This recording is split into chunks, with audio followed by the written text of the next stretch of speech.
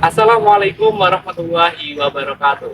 Waalaikumsalam warahmatullahi wabarakatuh. Oke, perkenalkan saya Agustian Arifianto. Pada kesempatan ini kita akan berbincang-bincang terkait dengan salah satu topik yaitu identitas manusia Indonesia. Oke, di sini tentu saya tidak sendiri, saya bersama dengan rekan-rekan saya yang pertama ada Mbak Jana, kemudian ada Mbak Rizka, ada Mbak Nuri dan ada Mbak Tia. Oke, kita mulai topik yang pertama ini terkait dengan identitas manusia Indonesia. Mungkin saya bisa bertanya dulu dengan Mbak Dia ya. Uh, Menurut Mbak Dia, apa saja identitas manusia Indonesia itu? Identitas manusia Indonesia merupakan nilai-nilai kemanusiaan dan nilai-nilai luhur yang dimiliki oleh masyarakat Indonesia. Ada 3 nilai. Yang pertama, nilai Kebinekaan Tunggal Ika. Yang kedua, nilai Pancasila. Dan yang ketiga, nilai religiusitas. Oke, jadi ada 3 aspek yang bisa kita perhatikan ya di sini ya. Ada aspek Kebinekaan Tunggal Ika, aspek manusia Pancasila, dan aspek manusia yang religius. Mungkin saya bisa bertanya dulu dengan Mbak Dia ya, terkait dengan aspek Kebinekaan Tunggal Ika. Nah, kita seperti yang kita ketahui, manusia Indonesia itu lahir, tumbuh, dan berkembang di lingkungan dengan Kebinekaan Tunggal Ika. Nah, menurut Mbak Dia sendiri, manusia Indonesia sebagai manusia yang berkebinekaan Tunggal Ika itu yang seperti apa?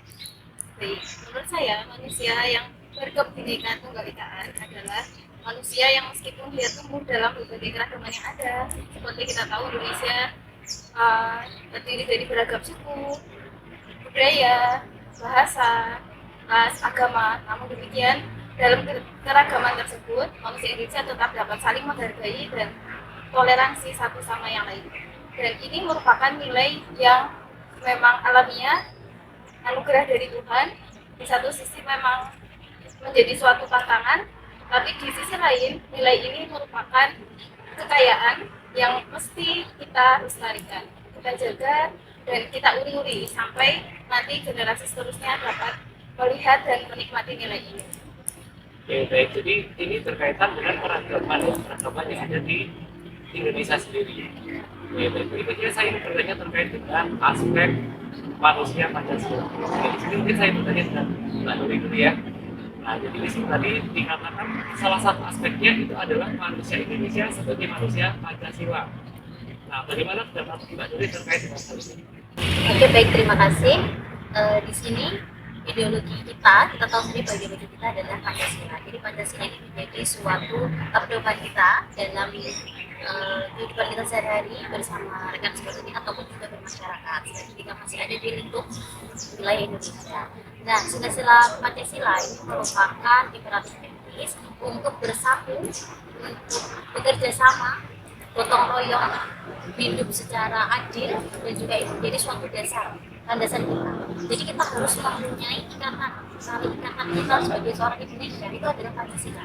Jadi kita mau bertindak, kita mau apapun itu, selagi kita masih ada di Indonesia, ini menjadi aturan dan dasar kita. Jadi kita memang butuh suatu alat untuk mengikat semua tindakan kita di penuh aturan ini itu dengan nilai-nilai Pancasila. Menurut saya memang manusia Indonesia sebagai manusia Pancasila ini memang menjadi cerminan kita sebagai seorang rakyat Indonesia yang memiliki banyak sekali suku dan ini untuk menjadi alat pemersatu.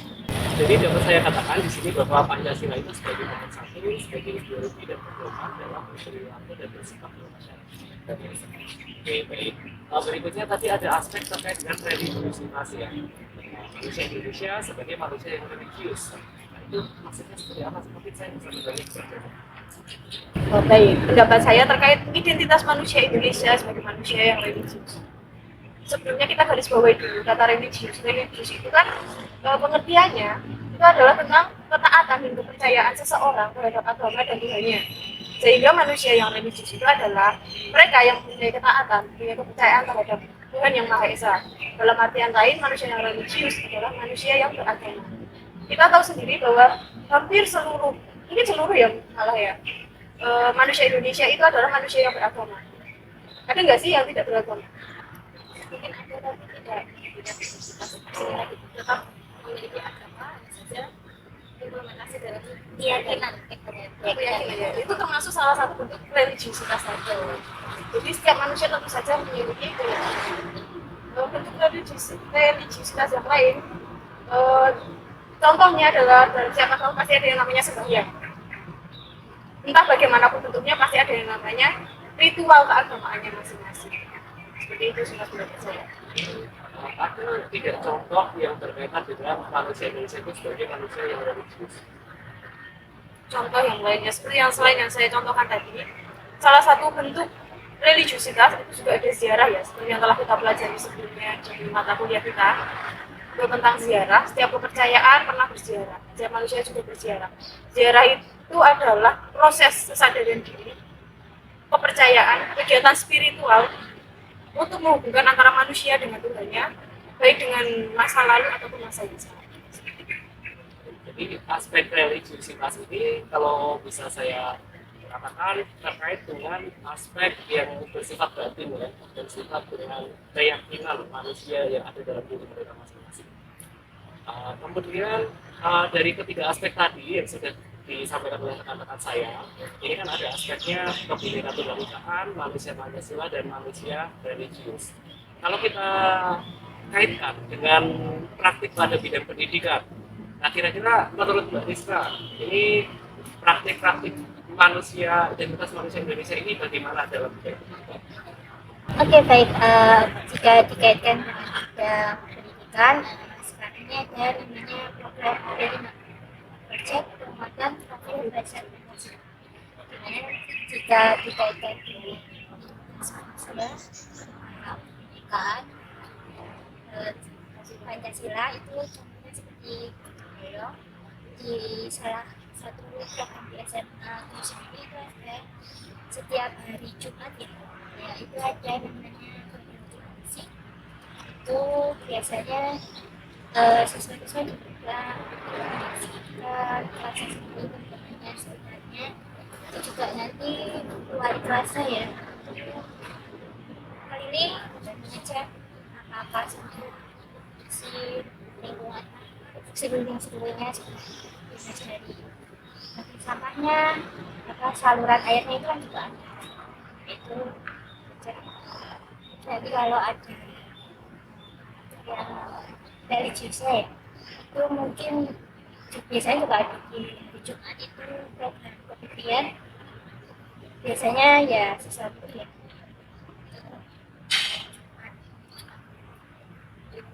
Jadi terkait dengan kegiatannya implementasinya pada program pendidikan. Ini dari rekan-rekan ada yang ingin menambahkan terkait dengan implementasi identitas manusia Indonesia di pendidikan. Mungkin saya menambahkan ya, itu pengalaman kita di SMA itu bahwa ternyata masjid yang ada di SMA Negeri 7 Purworejo itu ternyata untuk masyarakat juga ya mas ya. Jadi ketika hari Jumat itu memang terbuka umum.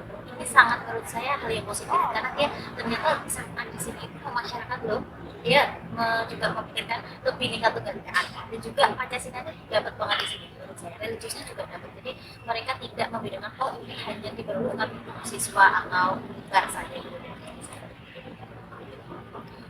Jadi dari sini kita bisa simpulkan ya bahwa di sekolah atau di pendidikan sendiri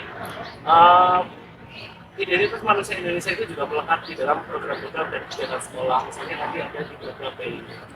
Oke, kemudian saya ingin bertanya nih, akhir-akhir ini kan ada kasus yang beberapa waktu lalu ya mungkin ya, ada kasus yang cukup menjadi perhatian. Nah, jadi ada kasus terkait dengan larangan penggunaan hijab bagi paskibraka perempuan di pasukan paskibraka. Ya. Menurut pendapat dari rekan-rekan ini bagaimana? Mungkin saya mulai dari Mbak Diah ya terkait dengan pendapatnya. Ya, kalau menurut saya kasus ini saya lebih ke tidak sepakat ya dengan adanya pelarangan jilbab di paskibra itu, karena memang Indonesia kan negara yang menghargai kebinekaan tunggal ika. Tetapi kalau dilihat dari kasus ini itu seperti kurang apa ya, seperti tidak melihat aspek tersebut, kurang bisa menghargai perbedaan yang ada di paskibra itu. Padahal agama sendiri kan termasuk ranahnya yang berarti dan itu menjadi hak dasar yang meskipun dengan alasan apapun itu tidak dapat dibenarkan jika dilarang. Menurut saya. Jadi dari Mbak Diah cenderung untuk tidak sepakat ya dengan larangan penggunaan hijab. Kalau dari saya sendiri sebenarnya saya juga tidak tahu protokol. Setiap pilihan itu kan pasti ada tujuannya masing-masing. Aturan itu kan pasti punya tujuan. Nah di sini kalau kita lihat dari sisi kenapa mereka bukan dilarang sih, kan mereka juga ada surat pernyataan mau atau tidak melepaskan hijab. Berarti kan itu tidak ada pemaksaan di sana. Jadi tujuannya kan untuk menyeragamkan agar terlihat lebih apa ya namanya, mungkin lebih indah atau lebih apa sih, lebih seragam lah, sehingga mereka diminta untuk tidak menggunakan hijab.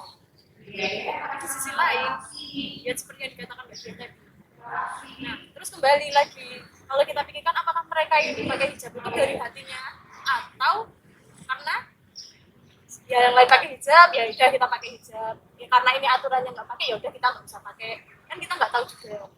Jadi saya juga terserah aja sih mau pakai atau enggak. Kalau dari Kalau saya, menurut saya kegiatan Paskibra ini kan kegiatan tahunan ya, yang mana ini merupakan momen yang penting dan itu adalah anak-anak Paskibra itu adalah anak terbaik dari sahabat-sahabat Merauke, ya kan? Mereka dari berbagai suku, dari berbagai agama, dari berbagai ya ras dan sebagainya, dan itu udah menjadi anak-anak terbaik. Nah, saya sebenarnya juga setuju dengan kata seragam. Mereka juga sebenarnya sudah tanda tangan di atas materi bahwa tidak menggunakan hijab, tetapi bagi saya ini sangat mengecewakan sebagai saya seorang masyarakat Indonesia yang menjunjung tinggi nilai kebinekaan tunggal ya, karena dari berbagai metode itu harusnya kita bisa merangkum dan kita sama loh, tidak usah membeda-bedakan antara berjilbab ataupun tidak, dan itu sebenarnya tidak apa-apa. Dan saya harap juga dari BPIP itu juga mendukung adanya religiusitas mereka, karena itu kan kepercayaan mereka dan mereka sebenarnya menjadi untuk taat kepada agamanya. Menurut saya seperti itu. Terima kasih ya. Baik, itu tadi perbincangan kita terkait dengan identitas manusia Indonesia. Jika boleh saya simpulkan, di sini terdapat 3 aspek ya yang dilihat dari identitas manusia Indonesia. Yang pertama, manusia Indonesia itu lahir, tumbuh, dan berkembang dalam Bhinneka Tunggal Ika. Kemudian manusia Indonesia itu juga merupakan manusia Pancasila, dan serta manusia Indonesia itu juga sebagai manusia yang religius. Kemudian terkait dengan kasus tadi, dari teman-teman, dari rekan-rekan saya, ini menyampaikan pendapatnya antara sepakat dan tidak sepakat terkait dengan larangan penggunaan hijab bagi paskibraka putri. Nah, tentu hal tersebut ada sisi positif dan sisi negatifnya. Nah, mungkin itu yang dapat saya simpulkan. Oke, baik. Mungkin perbincangan kita pada hari ini, pada kesempatan ini kita cukupkan. Terima kasih kepada rekan-rekan saya yang sudah menyampaikan pendapatnya, menyampaikan hasil pemikirannya. Oke, mungkin saya tutup perbincangan hari ini. Wassalamualaikum warahmatullahi wabarakatuh. Waalaikumsalam warahmatullahi wabarakatuh.